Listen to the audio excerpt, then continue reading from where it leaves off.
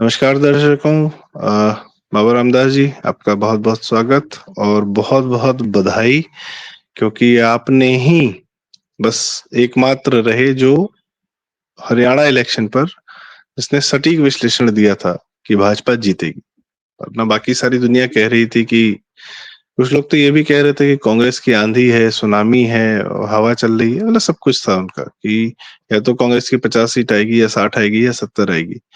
पर you are the only one who are saying कि नहीं, बीजेपी के अभी बहुत चांसेस हैं कांटे की है और बीजेपी जीत भी सकती है, और आपने भी सही विश्लेषण दिया था। तो बाबा जी, क्या रहा, मतलब क्या कारण थे इसके कि यू कुड से दिस, और आप अभी भी होपफुल थे, और एक ऐसा मिरेकल कि हरियाणा में तीसरी बार भी भाजपा आ सकती है, यह सोचने का भी आपने प्रयास किया बाबा जी? देखिए संदीप भाई, पिछले 10 साल में खट्टर साहब की बीजेपी की, हरियाणा बीजेपी की जो सबसे बड़ी उपलब्धि ये रही कि उन्होंने हरियाणा के लोगों को पहली बार वो ये एहसास दिलाने में कामयाब रहे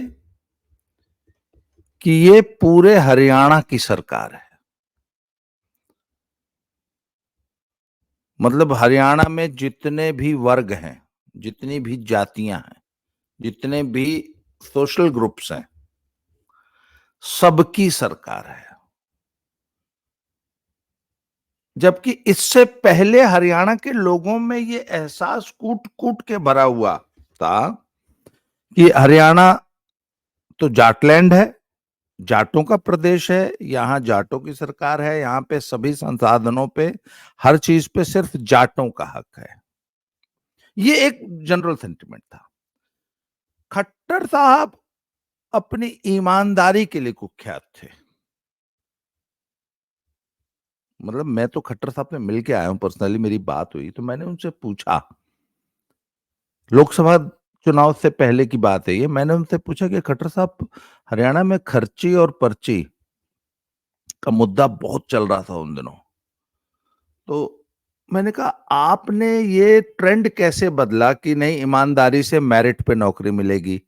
पहले तो हुड्डा साहब का परिवार या कोई भी एक जो नेता था वो एक पर्ची लिख दिया करता था, उस बच्चे को नौकरी मिल जाती थी, बंदर बांट थी। तो आपने कैसे, कहते जब ये शुरू किया था तो मैंने जब कहा कि नहीं ऐसे नहीं, हम खर्ची पर्ची करेंगे, हम सिस्टम बनाएंगे और बकायदा हमारा मेरिट सिलेक्शन होगा, मेरिट पे आने वाले बच्चों को ही नौकरियां हम देंगे।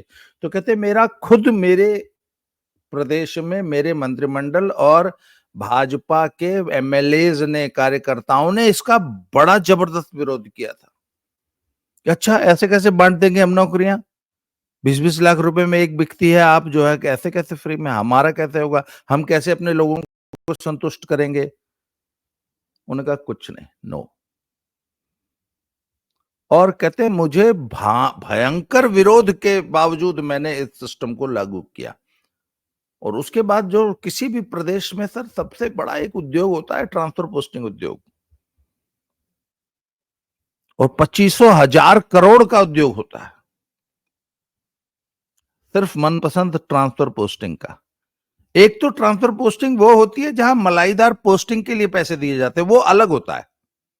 एक सिंपल है कि मेरी पत्नी स्कूल की, सरकारी स्कूल की मास्टरनी है, उसकी प्रमोशन, सॉरी, उसकी नियुक्ति हो गई है 40 किलोमीटर दूर या दूसरे जिले में। अब मुझे उसको अपने गांव के नजदीक एक स्कूल में लेके आना है जिससे उसको आने जाने में सुविधा हो जाए। ऐसी पोस्टिंग्स का रेट होता था 25-50 हजार रुपए। मलाईदार पोस्टिंग की अगर मैं इस पोस्ट पे मुझे नियुक्त कर दिया जाए इस जिले में, इस जगह पे, तो मैं हर महीने 5-10 लाख रुपए, 20 लाख रुपए हराम की कमाई कर लूंगा। वो तो फिर वो पोस्ट तो करोड़ों में बिकती है, वो अलग, वो भी है, वो ट्रांसफर पोस्टिंग उद्योग का ही एक पार्ट। तो खट्टर साहब ने इसको पूरे को कर दिया डिजिटलाइज, कि आपको कहीं दौड़ने की जरूरत नहीं है, पोर्टल पे आइए और अपना मनपसंद पोस्टिंग जहां आपको चाहिए उसकी 5 प्रेफरेंसेस लिख दीजिए, अपने आप सिस्टम सॉफ्टवेयर जो है अपने आप आपको उपयुक्त पोस्टिंग अपने आप सिस्टम दे देगा, कोई व्यक्ति नहीं देगा। बड़ी सफलतापूर्वक चलाइए, पूरा धंधा ही खत्म कर दिया खट्टर साहब ने। अब सब कार्यकर्ता जो होता है, सो कॉल्ड कहते हैं ना, बेचारा कार्यकर्ता जो पार्टी चलाता है, अब उसी में तो वो लाखों रुपए महीना कमाते थे, वो सब धंधा बंद कर दिया उन्होंने। उसके अलावा पूरी की पूरी गवर्नेंस पोर्टल पे कर दीजिए। फसल बेचनी है, पोर्टल पे रजिस्टर कर दो। कोई भी काम करना है, सरकार से कोई सर्टिफिकेट चाहिए, कोई सुविधा चाहिए, कोई ग्रीवेंस है, कुछ नहीं, आपको अपने घर से बाहर जाना ही नहीं है। लोग बताते हैं कि एक जमाने में जो सचिवालय की जो पार्किंग है ना चंडीगढ़ में, उसमें गाड़ी घुसाने की जगह नहीं मिलती थी, और जब खट्टर साहब आए तो सचिवालय का ठेका छोड़ के लोग भाग गए पार्किंग का। बोला जी खाली पड़ी रहती पार्किंग, सारा सारा दिन जो है, इतनी बड़ी पार्किंग है जिसमें शायद हजारों गाड़ी खड़ी होने की जगह होती होगी, कहते उसमें 10 गाड़ी नहीं होती। क्यों? किसी को चंडीगढ़ आने की जरूरत ही नहीं है, किसी को डीसी से मिलने के लिए अपने जिले में जाने की जरूरत ही नहीं है, सारा काम कहते पोर्टल पे करो। आपको अपने घर से नहीं निकलना है, आपको सरकार से जो भी काम होते हैं, किसी व्यक्ति को सरकार से क्या काम हो सकता है, उसके लिए आपको घर नहीं छोड़ना, अपने घर पे पोर्टल पे करो। और अगर पोर्टल पे कोई काम आ गया, कोई ग्रीवेंस आ गया, तो विद इन 24 आवर्स उस पर कार्यवाही होनी चाहिए, नहीं तो सरकार उल्टा टांग देगी सरकारी कर्मचारी को। ये गवर्नेंस थी। कहने का मतलब ये सर, खट्टर ने पहली बार, अच्छा इसके बाद जाट आरक्षण आंदोलन हो गया, आगजनी हुई, लूटपाट हुई, बहुत भयानक माहौल रहा। उसके बाद खट्टर साहब ने हरियाणा के लोगों में एक बात का एहसास कराया कि भैया ये जाटों की सरकार नहीं है, ये सबकी सरकार है। वहीं से 35 जाति वर्सेस जाट जो पॉलिटिक्स शुरू हुई, वहीं से शुरू हुई। तो सर जब 10 साल के एंटी इनकम्बेंसी के बाद जो चुनाव होने लग गया, तो शुरू में भाजपा ने एक माहौल बनने दिया जानबूझ के कि भाजपा तो हार गई। आ गए था हुड्डा साहब, आ गए था, हुड्डा के गुंडे आ गए, धौल कपड़ी है। ये हुड्डा के जितने भी ये गुर्गे थे, हर गांव में गुर्गे उन्होंने नियुक्त कर रखे थे। हुड्डा साहब का मॉडस ऑपरेंडी ये था, दीपेंद्र हुड्डा का, कि अगर आपको कोई काम है तो सीधे ये पूछा जाता था कौन से गांव के हो, अच्छा फलाने गांव के हो, अरे आपके गांव में फलाना है, उससे मिलो जाके, डायरेक्ट आने की जरूरत नहीं है, तो आप उस व्यक्ति के पास जाओ, वो उनका एजेंट गुर्गा था। नौकरी चाहिए उसको बोलो, कोई काम रुक गया, कोई थानेदार हो, मतलब कोई भी, वो सरकार का नुमाइंदा था। अच्छा वो सफेद कपड़े पहन के वो घूमते तो उनको धौल कपड़े, धौले कपड़े वाले, धौल कपड़े ये बोलते थे हरियाणा। तो भाजपा ने ये एक जानबूझ के माहौल बनाया कि भैया भाजपा तो गई और हुड्डा के धौल कपड़े आ गए।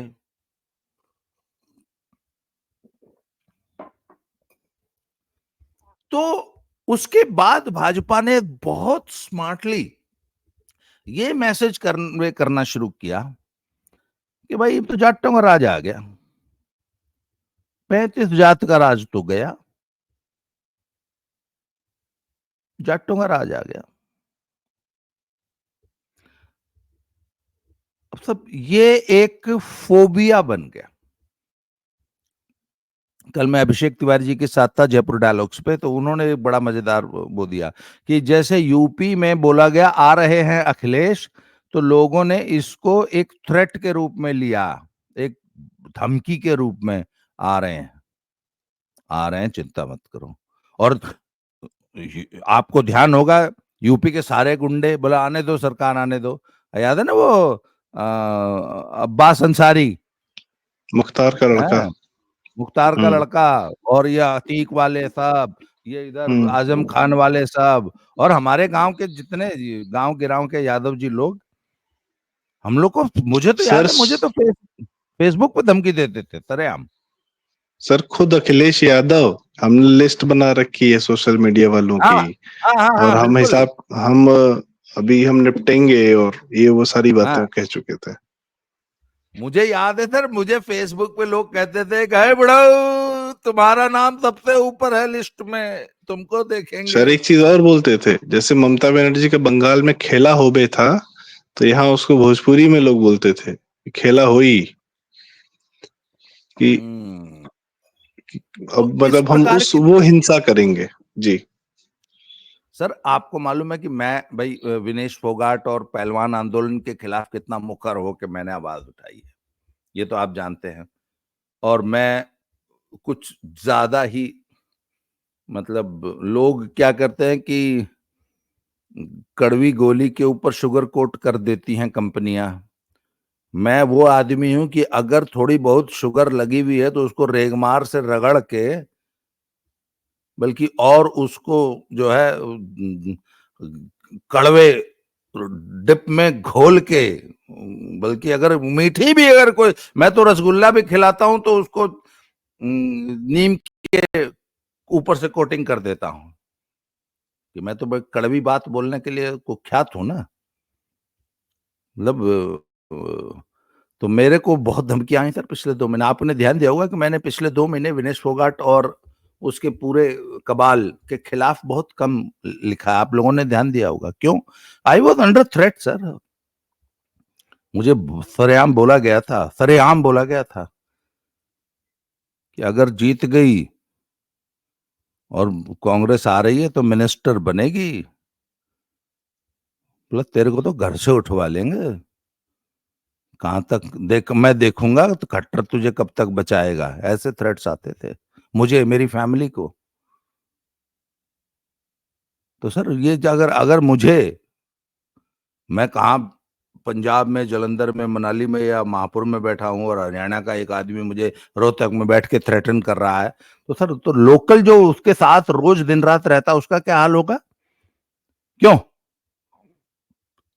तो सर लोगों में एक डर हो गया। बीजेपी ने इस फैक्ट को स्टैब्लिश किया कि अब वापस जाटों की सरकार आ रही है, गुंडों की सरकार आ रही है। तो जिसकी सहमति ये एवरीबॉडी लोग वाज, खुद दे रहे थे अपने मुंह से। हाँ हाँ। तो अच्छा, उसके बाद बीजेपी ने बड़ी सफलता पूर्वक सर लोगों को वो सारा एनार्की, वो लॉलेसनेस, वो लूट, वो खर्ची पर्ची याद दिलाई, बड़े स्मार्टली। इसके अलावा सर ऐसा बताया जाता है कि 16,000 मीटिंग्स की हैं संघ के काडर ने, कार्यकर्ता ने, गांव गांव में। और उन मीटिंग्स में ये समझाया गया कि इस राज्य को लूट के खा जाएंगे ये हुड्डा के गुंडे, क्योंकि ये 10 साल से भूखे हैं, ये भेड़िए हैं। सर ये थी जमीन के नीचे चल रही थी एक्टिविटी। जैसे जमीन के नीचे चूहों का एक साम्राज्य होता है ना, बिल्लियों का एक पूरा कॉलोनी होती है, नेटवर्क होता है। और सर जो हमारा मीडिया था ना, इस प्रकार की कोई भी डेवलपमेंट को एक तो पकड़ सके, इनके पास कोई तंत्र ही नहीं है। और इन्होंने, आपको मालूम है सारा ये डीप स्टेट जॉर्ज सोरोस के पैसे से चलने वाला तंत्र है राहुल गांधी का। तो उनको ये सुपारी दे दी गई थी कि आपने हर हालत में ये एस्टैब्लिश कर देना है कि कांग्रेस तो जीत गई, हुड्डा तो जीत गया। और वो इसमें कामयाब भी हुए। अच्छा, एक और फैक्ट है सर, एंटी इनकम्बेंसी एक बड़ा कड़वी सच्चाई है हरियाणा में। तो एंटी इनकम्बेंसी की वजह से कांग्रेस वापस आ सकती थी, बिल्कुल सही बात है। परंतु क्या एंटी इनकम्बेंसी इतनी है, कितनी सीटें आएंगी, इसको हम लोग जज कर रहे थे। मैंने कहा यार नहीं। अच्छा, उसके बाद सर जब पॉल डायनेमिक्स जो है ना, वोट का जो शेयर मैं देख पा रहा था, तो मैंने, अच्छा मैं सर एक एक कास्ट का एनालिसिस करता हूं। मैं सबसे पहले मैंने कहा यार ये बताओ, छोड़ो, मैंने कहा खट्टर को हटा दिया तो पंजाबी समुदाय का क्या रिएक्शन है? बोले जी कोई खास, कोई ऐसी कोई नाराजगी नहीं उनमें। खट्टर साहब के हटाने से बीजेपी से पंजाबी समुदाय में किसी किस्म की नाराजगी, तो उन्होंने कहा, सब लोगों ने यही कहा। मैंने पंजाबियों से फोन कर करके पूछा, कहते नहीं ऐसी कुछ नहीं है। तो मैंने कहा इसका मतलब पंजाबी वोट इंटैक्ट है भाजपा का? बोला हाँ इंटैक्ट है। जो 2-4% की जो क्षरण होता है वो तो हर जगह होता है।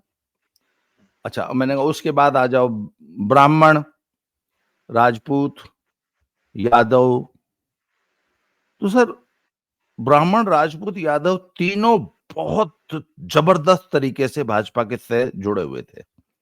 फिर मैंने कहा आ जाओ अब ओबीसीज, ईबीसीज, दलित्स।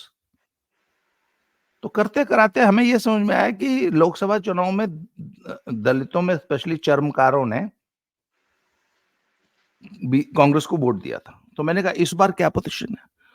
तो मैंने कहा, हम लोगों ने कहा यार the way Hooda is treating Shailja, और शैलजा के साथ जो बदतमीजियां हो रही हैं, मैंने कहा ये एक रॉ नर्व है। अगर इसको एक्सपोज किया जाए कि भाई दलितों को ये एहसास कराया जाए कि तुम्हारे लीडर शैलजा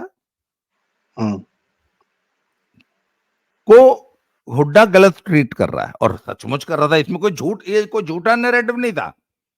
जो नहीं सच्ची बात हो रही थी वही दलितों को बतानी थी। ये बताने में बीजेपी कामयाब हो रही थी। नैरेटिव हुड्डा जी के हमारे, नेताओं ने खुद कितने घटिया शब्दों का इस्तेमाल किया, उनके वीडियोस तो घूम ही रहे थे ना जी जी। तो ये शैलजा जी का मिस ट्रीटमेंट जो किया गया, भाई जाहिर सी बात है कि नेता कहे चाहे ना कहे, वोटर तो देख ही रहा है।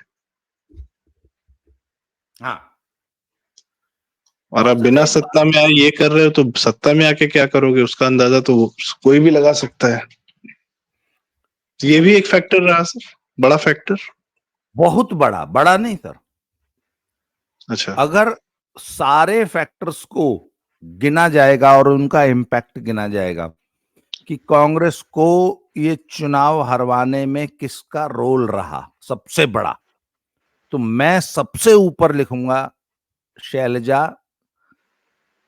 का दलित वोट। अच्छा, ऐसा नहीं है कि शैलजा वो सारा दलित वोट अपनी जेब में लेके घूम रही थी, ऐसा कुछ नहीं था, परंतु शैलजा के उस दलित वोट को एक बात का एहसास हो गया कि हमारे खिलाफ गलत शब्दों का उपयोग कर रहे हैं हुड्डा समर्थक, कांग्रेसी। कांग्रेसियों में कौन? हुड्डा समर्थक पहला, और दूसरा इनका तो राज आ गया, इनका राज वापस आ गया, हमारा राज चला गया। अच्छा, मैं आपको एक बड़ी मजेदार बात बताऊं, 2004 से पहले सर हरियाणा में जो सत्ता का जो केंद्र था वो हुआ करता था बागड़ क्षेत्र। बागड़ मतलब सिरसा, हिसार, जो भिवानी का ये कुछ रेगिस्तानी सा इलाका है हरियाणा का, इसको बागड़ बोलते हैं, वहां के लोगों को बागड़ी बोला जाता। तो पुराने समय में भजन लाल जी, वो हिसार के रहने वाले थे, हिसार में आदमपुर कस्बे के। उसके बाद चौटाला परिवार पूरा, देवीलाल जी, चौधरी देवीलाल, सर छोटू राम जी का वो पूरा, तो वो पूरी राजनीति जो है बागड़ क्षेत्र के लोग करते थे, बागड़ क्षेत्र के लोग ही सत्ता में रहे। सर 2004 में पहली बार सत्ता खिसक के रोहतक में आई। रोहतक माने देसवाल, देशवाली एरिया बोलते हैं, रोहतक, झज्जर, सोनीपत, उसके बगल में थोड़ा सा जींद का इलाका। जींद भी बहुत जबरदस्त जाट बहुल एरिया है। तो रोहतक हुड्डा साहब आ गए और दिल्ली के नजदीक था। तो एक जमाना तो ये आ गया था सर कि लोग कहते थे कि जैसे हमारे अखिलेश यादव और मुलायम सिंह सैफई के मुख्यमंत्री थे, है ना, प्रदेश से उनको कोई मतलब नहीं था। उसी तरह हुड्डा परिवार जो है वो रोहतक का मुख्यमंत्री बन गया था, हरियाणा का नहीं। मतलब रोहतक की सड़क पे आप जा रहे हैं, अचानक अगर आप बता सकते थे कि यहां से दूसरा जिला स्टार्ट हो गया, ये भिवानी शुरू हो गया, आप सड़क बता देती थी। जैसे थाना की सीमा समाप्त होती है तो बोर्ड लगा होता है ना, तो वहां कोई बोर्ड नहीं लगा होता था, पर सड़क टूटी आ गई, इसका मतलब भिवानी जिला आ गया, रोहतक खत्म हो गया। रोहतक की सड़कें एकदम चकाचक, सारा डेवलपमेंट ही रोहतक का हुआ। और रोहतक वालों को एक बात समझ में आती है कि बड़ी मुश्किल से राज आया है, मतलब राज अब देशवाली में आया है, देशवाल एरिया में, इसको जाने नहीं देना, वापस ये बागड़ में या इधर उधर नहीं चला जाए। सर बीजेपी ने ये पूरा सिस्टम खराब करके, एक तो जो सत्ता थी उसको डिसेंट्रलाइज कर दिया, जाटों के हाथ से निकाल दी, हर आम आदमी को एम्पावर कर दिया। डिजिटलाइजेशन ने क्या किया, एक आम आदमी को एम्पावर कर दिया ना, आपको चंडीगढ़ जाने की जरूरत ही नहीं है। चंडीगढ़ कौन लेके जाता था, हुड्डा के गुर्गे लेके जाते थे। हुड्डा के गुर्गे कैसे लेके जाते थे, मान लीजिए आपका एक छोटा सा कोई काम है, आपका बिजली का बिल 1.5 लाख रुपया आ गया अचानक, अब आप परेशान हो गए, बोल चल तेरा काम करवाया हूं, हाँ बोला उड़े चंडीगढ़ जाना पड़ेगा, आ जा लिया, एक टैक्सी मंगवा ली, इसमें 4 लोग बैठ गए, चंडीगढ़ चले गए। अब सर मान लीजिए सोनीपत से कोई चंडीगढ़ जा रहा है, तो 3 आदमी जा रहे हैं, तो रास्ते में खाते पीते जाएंगे, वहां रात को रुकेंगे, फिर अगले दिन नेताजी से बात होगी या कोई बात होगी, फिर वहां रात को रुकेंगे, होटल में रुकेंगे, रात को दारू भी पियेंगे, मुर्गे भी खाएंगे, या जो कुछ भी खाना पीना है, उसके बाद अगले दिन वापस आएंगे। कहते जी एक ट्रिप चंडीगढ़ का 15 से 20 हजार रुपए का पड़ता था एक गरीब आदमी को। पता लगा काम फिर भी नहीं हुआ, 3 चक्कर लग रहे हैं, काम नहीं हो रहा। सर ऐसे हजारों काम होते थे। तो गांव से दिल्ली दीपेंद्र हुड्डा की कोठी पे जाना या चंडीगढ़ जाने का एक इकोसिस्टम बन गया, और इन धौल कपड़ियों का पब्लिक जनता के पैसे पे ऐश करने का एक सिस्टम बन गया था। खट्टर साहब ने वो खत्म कर दिया कि ना चंडीगढ़ आने की जरूरत क्या है, जो भी आपका ग्रीवेंस है कि जब मेरा 1.5 लाख रुपया बिल आ गया, ये गलत है, पहले देखो मेरा 3,000 रुपया आता था, अब तो 1.5 लाख आ गया, बस आप ये ग्रीवेंस, सीएम पोर्टल होता था और उसकी निगरानी सीएम ऑफिस करता था।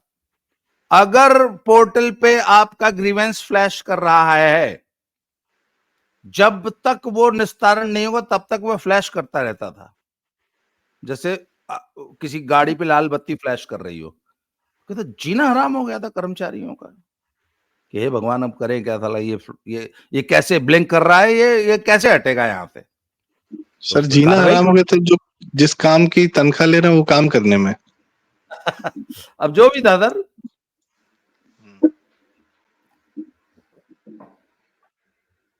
तो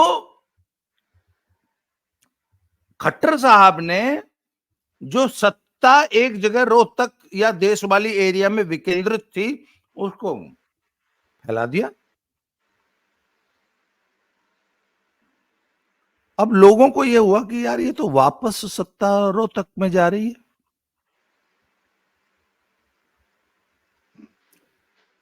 बस इतना पर्याप्त था सर, लोग जाग गए। ऊपर से जो दलित अस्मिता की बात थी वो जाग गई, और सोशल मीडिया पे बीजेपी ये बात कन्वे करने में सफल रही कि अब जाटों का राज आ रहा है, 35 जातियों का राज गया। सर एक छोटा सा सवाल और, क्या एक फैक्टर और भी था क्या? मैं कल पुष्करदा से बात कर रहा था, आप भी जानते हैं, तो उन्होंने कहा कि हिंदू फैक्टर को आप इग्नोर नहीं कर सकते, वो भी एक इम्पोर्टेंट था।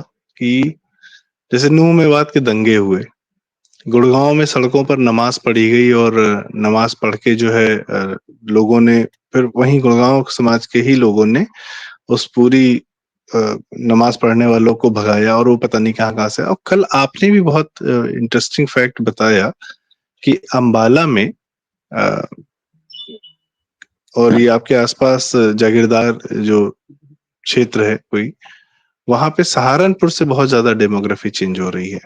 तो ये this also made the Hindus take notice of, और ऑफ कोर्स मुसलमान तो कांग्रेस समर्थक है ही है, तो क्या ये भी एक फैक्टर रहा जिसने लोगों को थोड़ा सा चेताया या आगे आने वाली समस्या से डराया? सर देखिए, या ये उतना जी, दुनिया का कोई भी काम होता है उसमें बहुत सारे छोटे छोटे फैक्टर्स ऐड होते हैं। तो सबसे पहले लोगों में ये पछतावा था कि यार हमने गलती कर दी और अपने देश की सरकार को कमजोर कर दिया मोदी को 2024 के लोकसभा में। ये गलती कर दी। तो सर बीजेपी के प्रति जो एंटी इनकम्बेंसी थी ना, वो जून में धुल चुकी थी। आपको याद होगा कि एमपी में जब मामा जी की सरकार चली गई थी और कमलनाथ आ गया तो तुरंत लोगों में ये एहसास हो गया था कि यार ये गलती कर दी, ये बहुत बड़ी गलती कर दी और ये साले डाकुओं को बिठा दिया। मामा जी से छोटी मोटी नाराजगी थी तो क्या हुआ, और तुरंत उसके बाद देख लीजिए वो गलती सुधार दी लोगों ने। सर एंटी इनकम्बेंसी थी बहुत, it is very very much real in states like Rajasthan, states like Himachal, states like Haryana. तो वो एंटी इनकम्बेंसी लोकसभा में धुल गई, पहला फैक्टर। उसके बाद सर हिमाचल में जो ये शहर शहर अवैध मस्जिदों को लेकर जो प्रदर्शन, हड़तालें और दुनिया भर के हनुमान चालीसा के सामूहिक पाठ और जो एक मूवमेंट चल रहा है, और अभी भी आज भी चल रहा है, आपको पता है आज भी शहर शहर सामूहिक धरने हो रहे हैं, इसका असर हरियाणा पे पड़ रहा था। इसके बाद नूह, मेवात और वो सहारनपुर से एकदम सटा हुआ जिला है हरियाणा का बॉर्डर पे, जिसका नाम है यमुनानगर। वहां पे एक शहर है जगाधरी, वहां पे एक पुराने जमाने में रेलवे की एक बहुत बड़ी वर्कशॉप होती थी पुराने जमाने में, और पीतल का बहुत बड़ा उद्योग था, पीतल और स्टेनलेस स्टील के बर्तन बनाने का। सर पिछले 15 सालों में, 20 सालों में बहुत ज्यादा मुस्लिम पॉपुलेशन सहारनपुर के और सटे हुए यूपी के इलाकों से माइग्रेट होकर, शिफ्ट होकर जगाधरी में सेटल हुए हैं, प्लस उधर नाहन सिरमौर जो हिमाचल का इलाका है उधर, और उधर देहरादून। मतलब ये अब एक डिजाइन है, क्या है कि आखिर क्यों ये डेमोग्राफी चेंज करने की कोशिश की जा रही है। अब देखिए हरियाणा में जगाधरी, यमुनानगर इलाका, उससे सटा हुआ सिरमौर डिस्ट्रिक्ट है, नाहन इत्यादि शहरों का, और उधर देहरादून और विकास नगर, हरिद्वार, हरिद्वार में बहुत जबरदस्त डेमोग्राफिक चेंज हो रहा है। सर इसका असर यह है कि सर एक विधानसभा में अगर 5,000 वोट भी बढ़ जाते हैं मुसलमानों के, तो सर वहां की, जब अगर ट्रायंगुलर कॉन्टेस्ट है और कांटे की लड़ाई है अगर, तो सर 5,000 वोट तो बहुत हो जाता है, बहुत, बहुत नहीं, बहुत ज्यादा। और ये इस चुनाव में देखने को मिला। इस चुनाव में मुसलमानों का अभूतपूर्व जबरदस्त पोलराइजेशन हुआ है कांग्रेस के फेवर में। तो ये बात हरियाणा की जनता भी देख रही थी। उसके बाद जो सर वैश्विक घटनाएं हो रही हैं आजकल, उसका भी असर पड़ता है। इजराइल की घटनाओं का असर, इजराइल हमास फिलिस्तीन युद्ध का, सर अब वो पुराना जमाना नहीं रहा। बांग्लादेश, हाँ बांग्लादेश, उसका तो बहुत ज्यादा असर था।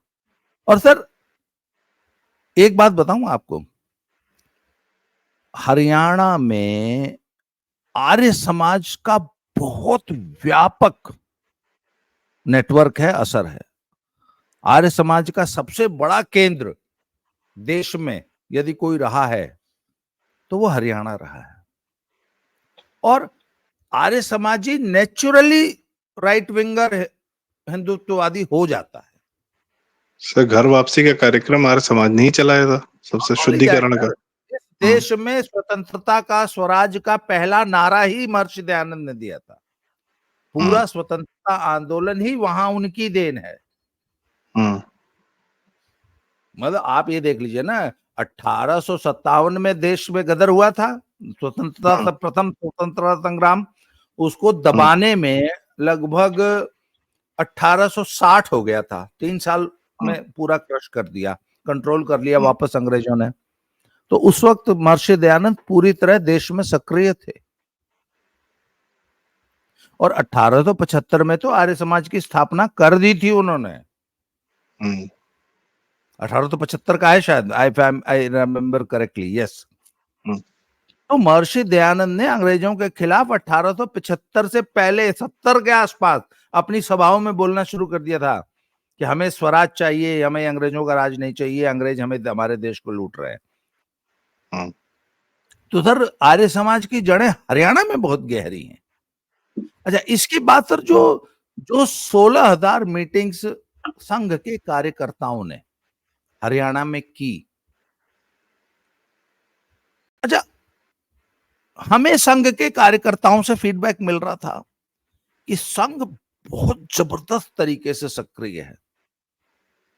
और गांव गांव में दलितों के बीच में, ओबीसीज के बीच में, इवन जो, अच्छा सर, आर्य समाजी, जाटों में आर्य समाजी बहुत है। बल्कि सबसे बड़ा अगर आर्य समाज का प्रचार किसी एक वर्ग में है तो वो जाटों में, और वो कट्टर राष्ट्रवादी होते हैं। अच्छा, आर्य समाजियों का एक है कि वो छुआछूत नहीं मानते। आर्य समाजी आज से 70 साल पहले अंतरजातीय विवाह किया करते थे। वो कहते थे कि नहीं, जाति नाम की कोई चीज ही नहीं है, हम तो हिंदू हैं सब, हिंदू का हिंदू से विवाह होना चाहिए। तो सर हिंदुत्व एजेंडा था, पर इट वाज सतह पे दिख नहीं रहा था, पर नीचे नीचे बहुत जबरदस्त काम कर रहा था। अच्छा, हम लोग शुरू में नकार रहे थे कि नहीं यार, हिमाचल की घटनाओं का हरियाणा पे कोई असर पड़ नहीं, वोटिंग पे नहीं पड़ रहा होगा, पर वो पड़ रहा था। बल्कि मैं खुद उसको जज करने में थोड़ा सा चूक गया। मुझे लगा कि नहीं, एंटी इनकम्बेंसी की लहर इतनी ज्यादा है। आमतौर पर सर एंटी इनकम्बेंसी की जो लहर है ना, सब कुछ बहा के ले जाती है। पर सर माहौल बदलना उस दिन से शुरू हुआ जिस दिन से जींद की महापंचायत हुई दलितों की। और फिर मुझे फीडबैक आने लग गया। अच्छा सर, मेरा एक बात बताऊं, अभी भी आप देखिए, बाबा रामदास फोन नंबर लिखा है ना सर, है तो ये बहुत मुश्किल काम। आप एक दिन में 100-150 फोन सुन लेंगे? क्यों? कोई भी आप काम करो, साला फोन आ गया, अनजान नंबर से फोन तो है। सर हमसे पूछे, जब आपको फोन करते हैं तो कब मिलता है? तो सर मैं वो सभी ज्यादातर फोन उठाने की कोशिश करता हूं, अगर जरा सा भी मौका मिल जाए। लोग मुझे फीडबैक देते हैं। फिर उसके बाद कमेंट बॉक्स में आप पढ़ लीजिए कितना फीडबैक आता है। दद्दा ऐसा नहीं, ऐसा है, अंदर की रिपोर्ट ये है, गांव की रिपोर्ट ये है, आज गांव में ये हुआ है। सर आप, हिंदुस्तान का ऐसा कौन सा पत्रकार है जिसका फोन नंबर सार्वजनिक है, जिसको दुनिया का कोई भी व्यक्ति, मुझे तो ऑस्ट्रेलिया, अमेरिका, न्यूजीलैंड और कनाडा से फोन आते हैं। क्या आप अपने आप को पत्रकार कह रहे हैं? नहीं, मैं एक बात कह रहा हूं, पत्रकार नहीं हूं मैं, पर मैं मुझे जमीन से जुड़ने के लिए अपना फोन नंबर सार्वजनिक करके रखता हूं। सही बात। दिक्कत तो होती है, बट सर वहीं से तो मुझे सूचनाएं मिलती हैं। जी। अच्छा सर, एक चीज और बताऊं आपको, ये तो आखिरी दिन हुड्डा साहब अपनी इज्जत बचा गए तब 35 सीट आई हैं। सर आखिरी दिन हुड्डा साहब ने जाटों की सभी खापों पे पगड़ी रख दी कि भाई इज्जत का सवाल है, बचा लो, हमारी नाक का सवाल है। अगर ईब का राज नहीं आया तो जिंदगी में नहीं आओगा। ये मतभेद बुला दो। और सबने इनेलो के सारे कैंडिडेट्स को रिजेक्ट कर दिया, जजपा को कर दिया, और जो भी निर्दलीय खड़े थे उन सबको कर दिया। सब बलराज कुंडू जैसे निर्दलीय जो कि जबरदस्त काम करते हैं अपने इलाके में, सेकेंड टर्म लड़ रहे थे, वो तक चुनाव हार गए। जिनके बारे में कहा जाता था कि 30,000 वोट से जीतेंगे, वो भी 15,000 से चुनाव हार गए। क्यों? सर जाट सारा का सारा एक मुश्त जो है वो कांग्रेस हुड्डा के पीछे चला गया। ये आखिरी दिन हुआ है, ये 4 तारीख को हुआ है सारा। पर जैसे यूपी में भी हमारे हुआ था जब यादव जी लोग और मुसलमान और सब लोग एक साथ कंसोलिडेट कर गए थे 2022 में, 2022 फुल फ्लेज। तो सर ये चीज, अच्छा इससे पहले 35 जातियां 10 दिन पहले पोलराइज हो चुकी थी। जिस दिन दलितों वाली महापंचायत हुई है ना जींद में, और उसके बाद हर जिले में हुई, उसके बाद हर गांव में हुई, तो हुड्डा को पता लग गया था कि चुनाव गया हाथ से। तो हुड्डा ने आखिरी कोशिश की कि भैया कम से कम जाट वोट तो बचा लिया जाए। अगर सर वो जाट वोट पोलराइज नहीं होता ना तो हुड्डा की 10 सीट आती, 10। मैं आज बता रहा हूं आपको, हुड्डा ने आखिरी दिन अपनी 25 सीट बचाई है 4 तारीख को। जब मैं हमेशा कहता हूं सर हरियाणा के चुनाव को आप नहीं प्रेडिक्ट कर सकते, क्योंकि हरियाणा का चुनाव तो एक दिन पहले डिसाइड होता है। अब एक दिन पहले किस पंचायत ने, किस गांव ने। अच्छा दूसरी चीज है सर, हरियाणा का जो जो पूरा वोटिंग पैटर्न है वो एग्जैक्टली मुसलमानों वाला है। जैसे मस्जिद से एक फोन आ गया, एक मैसेज आ गया, एक व्हाट्सएप मैसेज ट्रेवल कर गया, इसको देना है तो देना है, बात खत्म, no if no but. Sir मेरा एक दोस्त है बहुत कट्टर भाजपाई, कट्टर मोदी भक्त। मैंने उससे पूछा वोट भाई, बोला भाई कांग्रेस की। मैंने पूछा क्या बात? बोला भाई गांव में रहना है कि नहीं, भाईचारे में रहना है कि नहीं, काम तो अलग थोड़ी जायज है, एक लेके को रह लेंगे। कट्टर भाजपाई, कट्टर मोदी भक्त, हिंदुत्ववादी कहता है कि भाई गांव में तो रहना ही है, इन्हें के बीच में रहना है। ऐसे कैसे न्यारे हो जाएंगे, भाईचारे में रहना है। तब जाके 35 सीट आई है सर, नहीं तो जो लहर थी ना। और सर इनेलो कभी 28% की पार्टी होती थी, ना करते भी 10% की पार्टी, पिछले चुनाव में भी 10, इनेलो जजपा मिला के 10, 12, 13% की पार्टी थी सर। अब की बार 4% की रह गए। तो वही सारा वोट जो है शिफ्ट हुआ कांग्रेस को। हाँ वही सारा वोट शिफ्ट होके कांग्रेस को गया है, तब इनकी इज्जत बची है, 35 सीट आई है, नहीं तो 10 सीट आती सर। मैं लिख के दे रहा हूं आपको, 10 सीट। अच्छा एक सबसे मजेदार फैक्ट है, आज से 2 महीना पहले वाकई कांग्रेस 75 पे थी और भाजपा 15 पे थी, वाकई। क्यों? लोगों ने कहा था यार एंटी इनकम्बेंसी है, चलो बहुत हो गया, अब वापस लिया। सर भाजपा ने इतना स्मार्ट गेम प्ले किया ना जिसकी कोई हद नहीं। It was a wonderful strategy.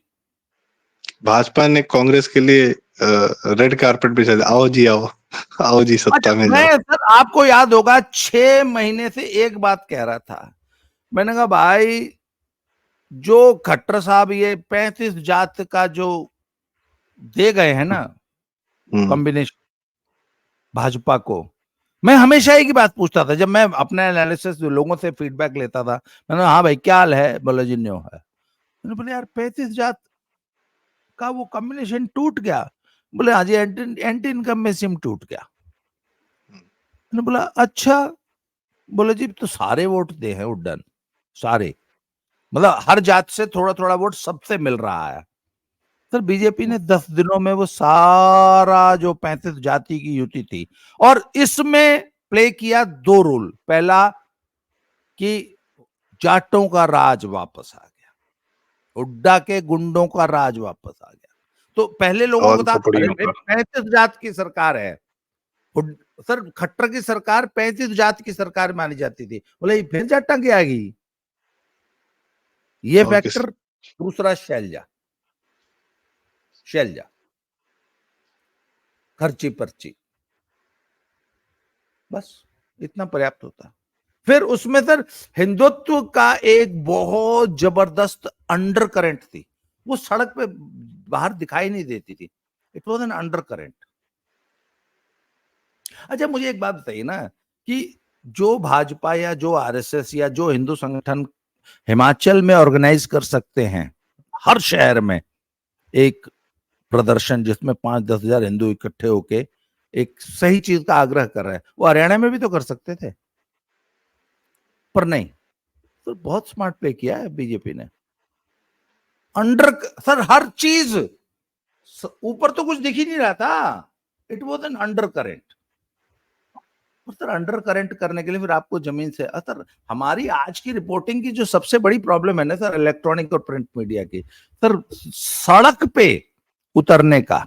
अच्छा आपने कल ध्यान दिया, जब कल काउंटिंग शुरू हुई तो 75 सीट, 4 सीट, 75 कांग्रेस, 65 कांग्रेस, 60 कांग्रेस।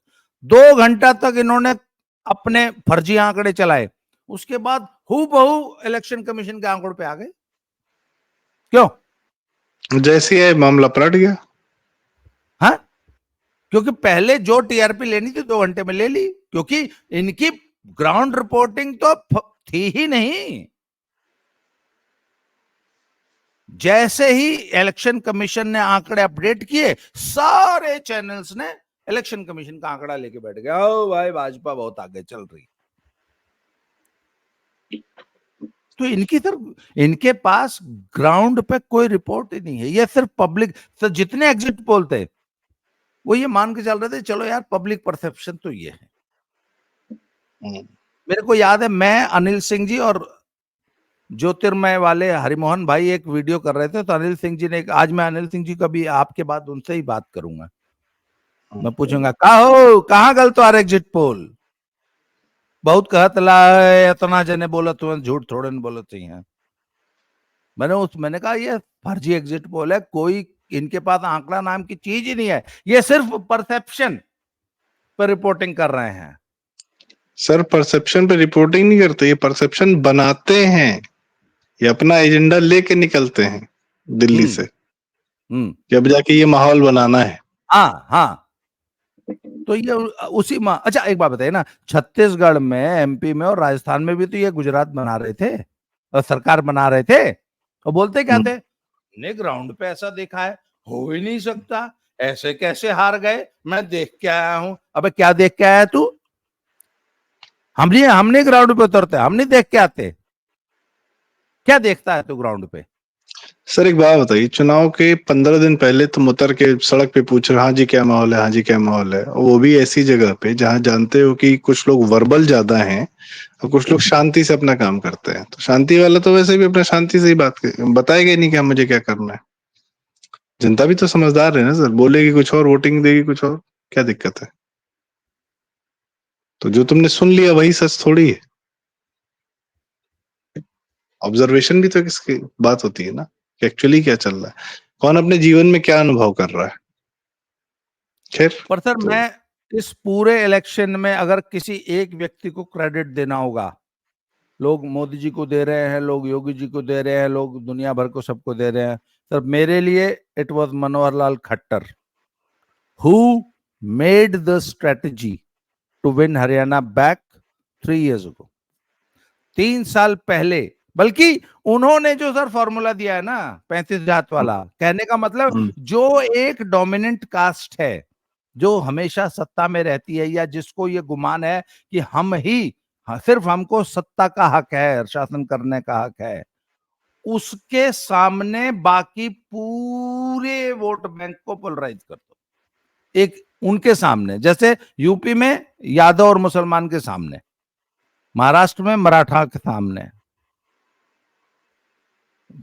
वहां छत्तीसगढ़ में जो आदिवासी और ये है उनके सामने, झारखंड में वो सोरेन वाला जो गुट है उसके सामने, हरियाणा में जाटों के सामने, पंजाब में सर जट सिखों के सामने।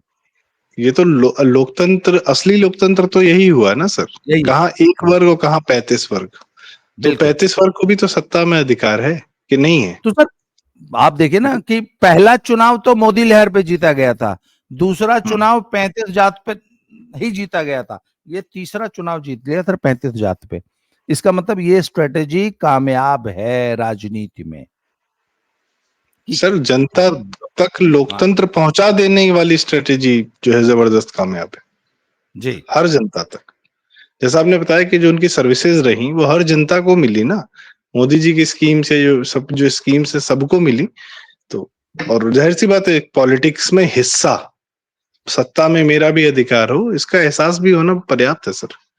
और ये सबको मिलना चाहिए, क्यों नहीं मिलना चाहिए? तो बहुत बढ़िया स्ट्रेटेजी, बहुत सही स्ट्रेटेजी और बहुत एप्ट स्ट्रेटेजी, बहुत जरूरी स्ट्रेटेजी। एक वर्ग से, एक जातीय वर्चस्व से लोक सत्ता निकाल के पूरी जनता में बांट देना, यही तो लोकतंत्र है।